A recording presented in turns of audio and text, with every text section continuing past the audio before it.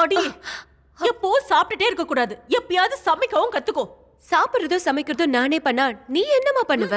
இப்படி இருந்தா உன்ன இல்லடி, எங்களை தான் கேட்பாங்க என்ன வளர்த்து வச்சிருக்கேன்னு. இங்க பாருமா, நான் முதல்ல சொல்றேன், நீ யார வேணா பாரு, எனக்கு பிரச்சனை இல்ல. அவனுக்கு சிகரெட்டு தண்ணின்னு எந்த பழக்கம் இருந்தாலும் பரவாயில்ல. ஆனா நல்ல சமைக்க மட்டும் அவனுக்கு தெரிஞ்சிருக்கணும். சரக்கு அடிச்சுட்டு ஆம்லெட் போட்டுவான்னு சொல்றது, சாயங்காலம்னா ஷிஃப்ட் எடுத்துடுவான்னு சொல்றது, அப்பெல்லாம் சொன்னா உடனே வீட்டுக்கு வந்துருவேன். நல்ல நேரம் முடியுது, மாப்பிள்ளை கூட்டிட்டு வானா. பூனை குறுக்க வந்துருச்சு, மாப்பிள்ளையோட பல்ல உடைப்பன்னு சொன்னாலாம் உன்ன மாதிரி. அப்படி ஆக சான்ஸ் இல்லையே. அத பத்தி ஏமா பேசிட்டு இருக்க? நான் தான் கல்யாணத்துக்கு சரின்னு சொல்லிட்டேன்ல. அண்ணி, ஆ, கொஞ்சம் சக்கரை இருந்தா குடுக்குறீங்களா?